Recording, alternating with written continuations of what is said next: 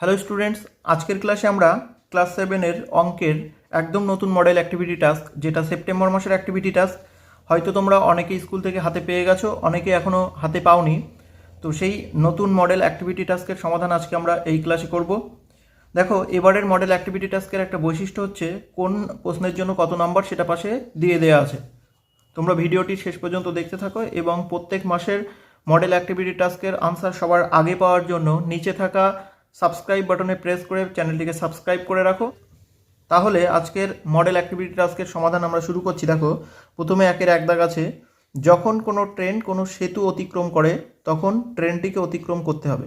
কোনো সেতু যখন অতিক্রম করে তখন ট্রেনটিকে নিজের দৈর্ঘ্য প্লাস সেতুর দৈর্ঘ্য অতিক্রম করতে হয়। তাহলে দেখো অপশান সিতে আছে ট্রেনটির নিজের দৈর্ঘ্য প্লাস সেতুর দৈর্ঘ্য, তাহলে সি হচ্ছে একের এক দাগের সঠিক উত্তর। দেখো দুই দাগ কি আছে, বলছে ত্রিভুজাকৃতি ক্ষেত্রের ক্ষেত্রফল। ত্রিভুজের ক্ষেত্রফলের একটা সূত্র আছে, তোমরা সকলেই জানো, হাফ ইন্টু ভূমি ইন্টু উচ্চতা। তাহলে দেখো অপশান ডিতে আছে হাফ গুণ ভূমির দৈর্ঘ্য ইন্টু উচ্চতা, তার মানে হাফ ইন্টু ভূমি ইন্টু উচ্চতা। এবার দেখি আমরা তিন দাগের প্রশ্নটি কি আছে। তিন দাগে একটা সূত্র আছে এ স্কোয়ার মাইনাস বি স্কোয়ার, এটা সূত্র হচ্ছে এ প্লাস বি ইন্টু এ মাইনাস বি। দেখো অপশান সিতে আছে এ প্লাস বি ইন্টু এ মাইনাস বি, তাহলে তিনের দাগের সি হচ্ছে সঠিক উত্তর। চার দাগে দেখো একটা ছবি দেওয়া আছে, যার বাইরের দিক থেকে যদি দেখি প্রস্থ হচ্ছে 21 মিটার এবং এদিকে একটা ভেতরে জমি আছে, সেই জমির দৈর্ঘ্যটা দেখো দেওয়া আছে 20 মিটার, আর চারপাশে একটা রাস্তা আছে যেটা 3 মিটার চওড়া। বলছে রাস্তা সহ জমির দৈর্ঘ্য, রাস্তা বাদে জমির প্রস্থ যথাক্রমে কোনটি হবে চারটি অপশানের মধ্যে। দেখো প্রথমে হচ্ছে রাস্তা সহ জমির দৈর্ঘ্য, তাহলে জমির দৈর্ঘ্য আমি যদি দেখি রাস্তা সহ, তাহলে এখান থেকে দেখো জমির দৈর্ঘ্যটা ছিল শুধুমাত্র জমিটা হচ্ছে 20 মিটার, আর রাস্তা যদি আমি ধরি তাহলে এপাশে 3 মিটার চওড়া রাস্তা, এপাশে 3 মিটার চওড়া রাস্তা, তাহলে টোটালটা হয়ে যাচ্ছে এখান থেকে এই পর্যন্ত। তাহলে দেখো এপাশে 3 মিটার বাড়লো, এপাশে 3 মিটার বাড়লো, টোটাল বেড়ে গেল 6। তাহলে জমিটা ছিল 20 আর রাস্তা ধরে 6, 26। তাহলে রাস্তা সহ জমির দৈর্ঘ্য হচ্ছে 26। দেখো দুটো অপশানে ছিল, অপশান সি এবং অপশান ডি। তাহলে আমাদের এবার রাস্তা বাদে জমির প্রস্থটা হিসেব করতে হবে। দেখো এখান থেকে এই পর্যন্ত রাস্তা সহ জমির প্রস্থ হচ্ছে 21 মিটার, তাহলে এ পাশ থেকে 3 মিটার রাস্তা বাদ যাবে, এই পাশ থেকে 3 মিটার রাস্তা বাদ যাবে, যেহেতু বাদে বলেছে তাহলে এদিক থেকে 3 এদিক থেকে 3, টোটাল 6 বাদ যাবে 21-এর থেকে, তাহলে হবে 15। দেখো অপশান ডিতে 26 মিটার আর 15 মিটার ছিল, তাহলে 4-এর ডি হচ্ছে সঠিক উত্তর। তাহলে আমরা আরেকবার দেখে নিই, একের উত্তর হলো সি, দুইয়ের দাগের উত্তর হলো ডি, তিনের দাগের উত্তর হলো সি, চারের দাগের উত্তর হলো ডি। এবার দুই দাগের প্রশ্নগুলো কি আছে দেখো, বলেছে সত্য অথবা মিথ্যা নির্ণয় করতে হবে, চারটে আছে। প্রথমটা কি বলেছে দেখো, দুটি স্তম্ভচিত্রকে পাশাপাশি এঁকে দুটি তথ্য সহজে তুলনা করার জন্য যে চিত্র আঁকা হয় সেই চিত্রটি হলো দ্বিস্তম্ভলেখ। এখানে যে তথ্যটা দেওয়া আছে এটা একদম সত্যি। তাহলে তোমরা সবার প্রথমে খাতাতে 2-এর এক দাগ দেবে, দেওয়ার পরে এই পুরো লাইনটা লিখবে, লিখে পাশে একটা বক্স করবে, করে লিখে দেবে সত্য।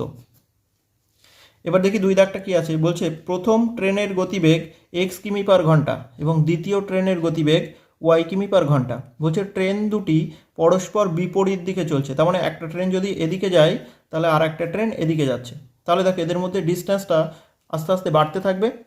তো বলছে 1 ঘন্টায় তারা মোট যাবে, তাহলে 1 ঘন্টায় কতটা যাবে, এদিকে একজন এক্স কিলোমিটার পার ঘন্টায় গেল, তাহলে 1 ঘন্টায় এক্স যাবে, এদিকে আরেকজন গেল সেটা ওয়াই যাবে, তাহলে দুজনের যে ডিস্টেন্স সেই ডিস্টেন্সটা কত, এক্স প্লাস ওয়াই। কিন্তু এখানে কি বলছে দেখো এক্স মাইনাস ওয়াই, তাহলে এই যে বিবৃতিটি দেওয়া আছে এটা হচ্ছে মিথ্যা।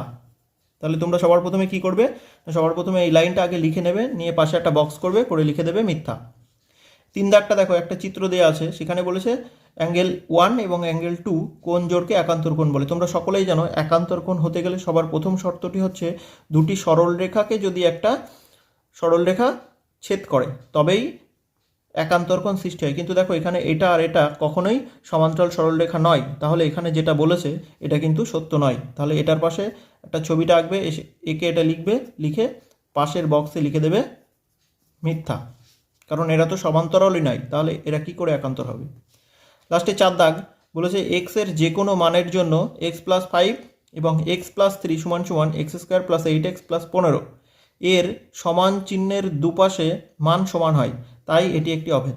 একদম ঠিক, কারণ মাঝখানে যদি সমান সমান থাকে আর দুপাশে দুটো যদি সমীকরণ থাকে এবং এক্সের যে কোনো মানের জন্য যদি এই দুই পাশের মান সমান হয় তাহলে তাকে আমরা বলি অভেদ। তো এখানে সেই বক্তব্যটিই বলা আছে। তাহলে তোমরা এটা প্রথমে লিখবে, পাশে একটা বক্স করবে, করে লিখে দেবে সত্য। এবার দেখো 3 দাগে 3টি কোশ্চেন আছে, প্রত্যেকটি কোশ্চেনের মান হচ্ছে 2, 3 দুগুণি 6 নম্বর।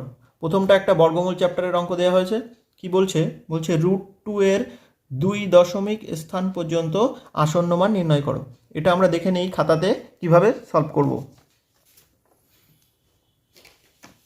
দেখো অঙ্কটা এরকম ছিল যে √2, তাহলে √2 ভাগ পদ্ধতিতে আমরা বর্গমূল করব, কিন্তু বলেছে 2 দশমিক স্থান পর্যন্ত বর্গমূল নির্ণয় করতে হবে।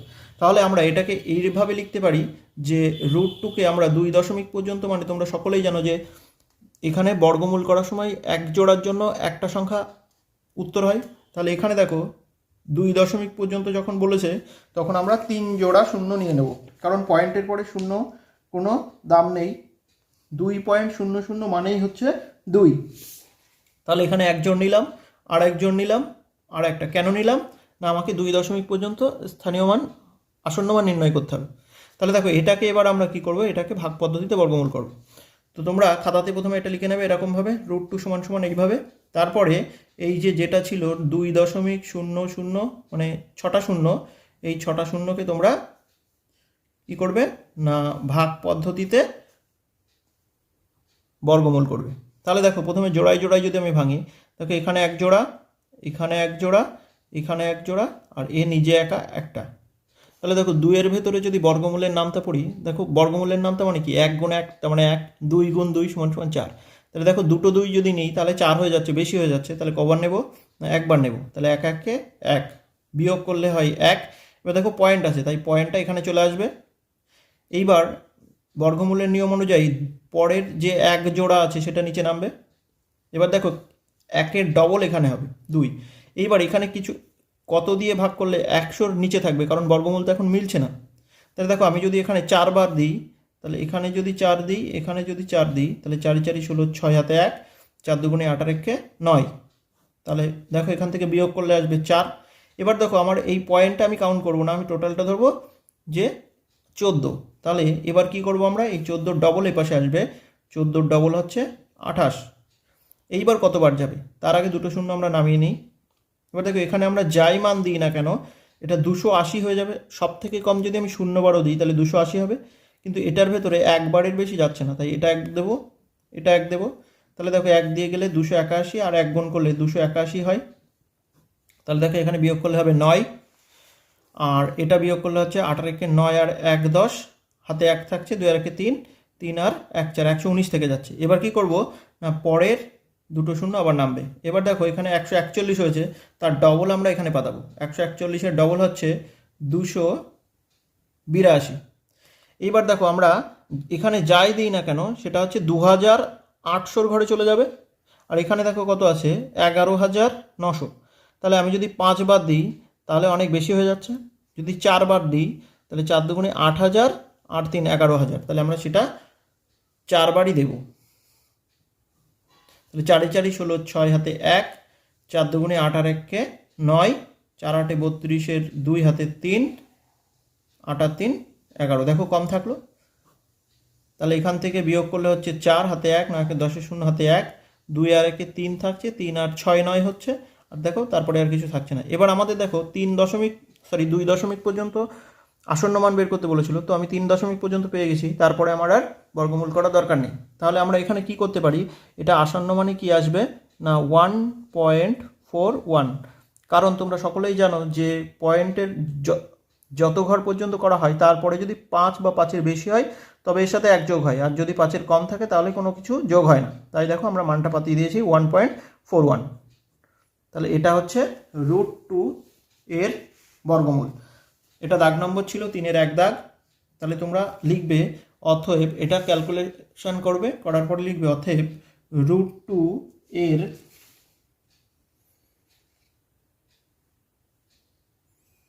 আসন্ন মান সমান সমান 1.41। এটা হচ্ছে উত্তর। এবার দেখি 3-এর 2 দাগটা কি আছে। 3-এর 2 দাগটা আছে ত্রিভুজের সর্বসমতার শর্তগুলি লেখো। ত্রিভুজের সর্বসমতার শর্তগুলি তোমাদের বইতে খুব সুন্দর করে দেওয়া আছে, তোমরা সেখান থেকে দেখে লিখে নেবে। আমি বইতে তোমাদেরকে দেখিয়ে দিচ্ছি। দেখো, এটা তোমাদের বইয়ের পেজ নম্বর 126। এখানে পরিষ্কার করে লেখা ছিল ত্রিভুজের সর্বসমতার শর্ত হলো। দেখো 4টে শর্ত লেখা আছে। তো তোমরা প্রথমে দাগ নম্বর দেবে, দিয়ে এইটা পর্যন্ত লিখবে যে ত্রিভুজের সর্বসমতার শর্তগুলি হলো বলে এই 1 2 3 4 করে 4টে লিখবে। দেখো এবার আসি পরের প্রশ্নে। দেখো পরের প্রশ্ন হচ্ছে 3-এর 3 দাগ, বলছে x প্লাস ওয়াই সমান সমান 5, x মাইনাস ওয়াই সমান সমান 1 যদি হয় তাহলে 8xy into x square plus y স্কোয়ারের মান নির্ণয় করো। আমরা দুটো সূত্র জানি, সূত্র দুটো আমি আগে লিখিয়ে দিচ্ছি, তারপরে তোমরা কিভাবে অঙ্কটা করবে সেটা দেখে নাও। 3-এর 3 দাগ, দেখো আমরা দুটো সূত্র জানি, 2 into x square plus y square যদি হয় তাহলে সূত্রটা এরকম হয়, এক্স প্লাস ওয়াই তার whole square plus x minus y তার হোল স্কোয়ার। এটা হচ্ছে 2 into x square plus y স্কোয়ারের সূত্র। আর একটা সূত্র আমরা জানি, সেটা হচ্ছে 4xy এর সূত্র। সেটা কীরকম হয়? সেটা হয় একই জিনিস, এক্স প্লাস ওয়াই তার হোল স্কোয়ার, জাস্ট প্লাসের জায়গায় মাইনাস হয়ে যায়, তাহলে এক্স মাইনাস ওয়াই তার হোল স্কোয়ার। এই দুটো সূত্র অ্যাপ্লাই করে আমরা এই অঙ্কটি করব। এটা তোমাদের করার দরকার নেই, ওটা পাশে লিখে দেবো। তোমরা কিভাবে করবে সেটা একটু দেখে নাও। এটা হচ্ছে 3-এর 3 দাগ, প্রথমে দাগ নম্বরটা দেবে, দিয়ে যে অঙ্কটা দেওয়া ছিল সেটা তোমরা পাতাবে। দেখো অঙ্কটা কি দেওয়া ছিল, 8xy into x square plus y square. আমরা লিখবো 8xy into x square plus y square. এবার কী করবো, দেখো আমরা তো দুটো সূত্র একটু আগে দেখালাম, যে একটা 2 into x square plus y square, আর একটা হচ্ছে 4xy। তাহলে এখানে 8 আছে, 8কে আমরা দুইভাবে ভাঙবো, একটা 4xy করে নেবো, আর একটা 2 into x square plus y square করে নেব। তাহলে দেখো 4 দুগুণে 8 হয়ে গেল, xy আর x square plus y square হয়ে গেল।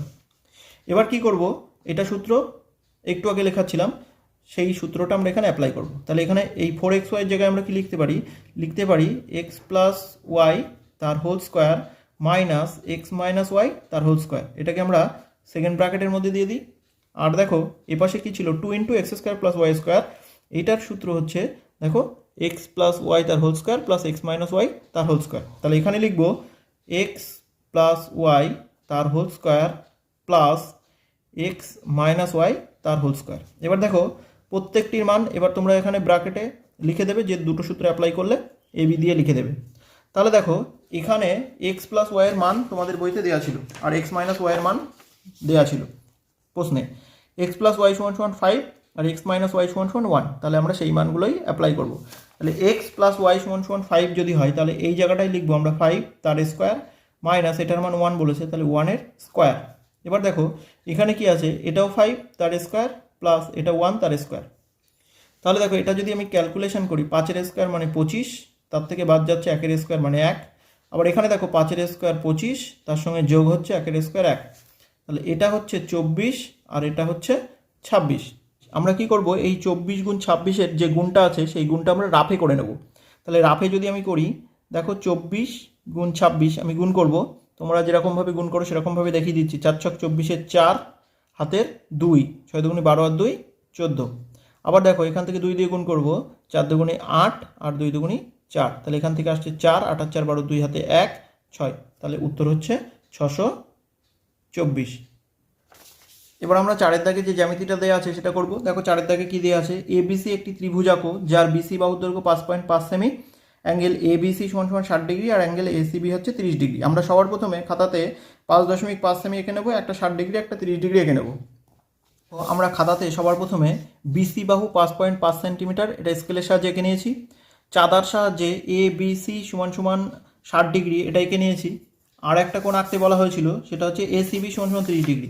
তাহলে আমরা এ সিবি এটা এঁকে নিলাম 30 ডিগ্রি। এইবার কি করব, এইটার সাহায্যে আমরা ত্রিভুজটা অঙ্কন করব। তাহলে ত্রিভুজটা অঙ্কন কিভাবে করবে দেখে নাও। দেখো এখানে আমি স্কেলের সাহায্যে একটা দাগ টেনে নিয়েছি। এবার নিয়ে কি করব, আমরা এই যে কোণটা অ্যাঙ্গেল এ বি সি সেটা এই বি বাহুতে আঁকবো। তার আগে আমরা আরেকটা কাজ করে নেব, সেটা হচ্ছে পেন্সিল কম্পাসের সাহায্যে বিসি এর সমান করে যে বাহুটা আমরা এঁকেছি অর্থাৎ 5.5 সেটা এখান থেকে মার্ক করে নেব। দেখো আমি 5.5 সেন্টিমিটার যে বাহুটা আছে সেটাকে মার্ক করে নিচ্ছি। দেখো এই 5.5 সেন্টিমিটার মার্ক করে নিলাম। নিয়ে এই যেখানে একটা দাগ এঁকেছিলাম, যেখানে একটা রেখা টেনেছিলাম, এই রেখার এখানে বসিয়ে আমরা বিসি 5.5 সেন্টিমিটার এঁকে নিলাম। তাহলে এটা দেখো বি ছিল আর এটা হচ্ছে সি। তাহলে এই বিসি হচ্ছে 5.5 সেন্টিমিটার। এবার অ্যাঙ্গেল ABC আমরা অঙ্কন করব। দেখো এখানে আমাদের অ্যাঙ্গেল ABC আঁকা ছিল, শীর্ষবিন্দু B, তাহলে B থেকে আমরা কিভাবে আঁকবো তোমরা সকলেই জানো হয়তো এটা, যে ঠিক কোণের এই শীর্ষবিন্দুতে বসাবো, যে কোনো একটা মাপ নেব, শীর্ষবিন্দুতে বসালাম, বসিয়ে যে কোনো একটা মাপ নিয়ে এটা অঙ্কন করব একটা। তাহলে এটা আবার যেখানে আমি ওই বি বিন্দুটা পেয়েছিলাম সেই বি বিন্দুতে মাপের কোনো হেরফের না করে ঠিক একই রকম আমরা একটা অঙ্কন করলাম। এবার কি করব, এই যে আমি এখান থেকে এই পর্যন্ত যে বৃত্ত চাপটা পাওয়া গেল, দেখো এখান থেকে এই পর্যন্ত যে বৃত্ত চাপটা আমরা পেয়েছি সেটা আমরা নেব, নিয়ে এটাকে এখানে বসাবো, ছবিতে আসব, এসে ছবিরও ঠিক সেম জায়গায় বসিয়ে একটা টান দেবো। তাহলে দেখো এখানে আমরা একটা বিন্দু পেলাম, স্পর্শ বিন্দু। এই বিন্দুটা আমরা যুক্ত করে দেবো, এই দুটো বিন্দু যুক্ত করে দিই, সি বিন্দুকে শীর্ষবিন্দু করে আরেকটা কোণ আঁকবো যেটা 30 ডিগ্রি। তাহলে দেখো একই রকম নিয়মে ঠিক শীর্ষবিন্দুতে এখানে বসাবো, বসিয়ে একটা চাপ আমরা অঙ্কন করলাম, সেটাই এই যে ছবিতে আমরা কাজ করছিলাম সেখানে সি বিন্দুতে বসাবো, বসিয়ে সেম একটা চাপ আঁকবো। এবার ঠিক আগেরটার মতনই এই যে গ্যাপটা আমরা পেয়েছিলাম এই গ্যাপে বসাবো, এই গ্যাপে বসিয়ে সেম মাপে আমরা ঠিক ছবিতে একই জায়গায় বসিয়ে এই রেখার উপরে বসিয়ে এখান থেকে একটা, তাহলে দেখো এখানে একটা আমরা জাংশন বিন্দু পেলাম। এবার কি করব, আমরা এই দুটোকে যুক্ত করে দেবো। তাহলে দেখো দুটো গিয়ে এক জায়গায় মিশে গেল, এখানে সেই একটা শীর্ষবিন্দু পেলাম যেটার নাম হচ্ছে এ। তাহলে দেখো আমাদের কি হলো, যেটা দেওয়া ছিল বিসি সমান সমান 5.5 সেন্টিমিটার, দেখো আমরা এখানে বিসি সমান সমান 5.5 সেন্টিমিটার পেয়েছিলাম। এ বিসি 60 ডিগ্রি দেওয়া ছিল, দেখো আমরা পেলাম এ বিসি 60 ডিগ্রি, এটা 60 ডিগ্রি করে রেখেছিলাম। আবার দেখো এখানে এসিবি দেওয়া ছিল, দেখো নামের সাথে মিলে গেল, এসিবি এটা হচ্ছে 30 ডিগ্রি। নেক্সট আমরা চারের যে অথবার অঙ্কটি আছে সেটাও করে দিচ্ছি, তোমরা ছবিটাও আঁকতে পারো অথবা অঙ্কটাও করতে পারো। দেখো কি বলেছে, 90 মিটার লম্বা একটি রেলগাড়ি একটি স্তম্ভকে 25 সেকেন্ডে অতিক্রম করলো, রেলগাড়ির গতিবেগ ঘন্টায় কত সেটা নির্ণয় করতে হবে। দেখো এখানে মিটার ছিল, এখানে সেকেন্ড ছিল, আমাদের গতিবেগ বের করতে বলেছে ঘন্টা আর কিলোমিটার। তোমরা সকলেই জানো যে একটি স্তম্ভকে অতিক্রম করতে গেলে রেলগাড়িকে নিজের দৈর্ঘ্য যেতে হবে। তাহলে দেখো স্তম্ভকে অতিক্রম করেছে মানে রেলগাড়িটি 90 মিটার গেছে 25 সেকেন্ডে, আমার সেখানে 1 ঘন্টা অর্থাৎ 3600 সেকেন্ডে কত যাবে সেটা আমার নির্ণয় করলে বেরিয়ে যাবে।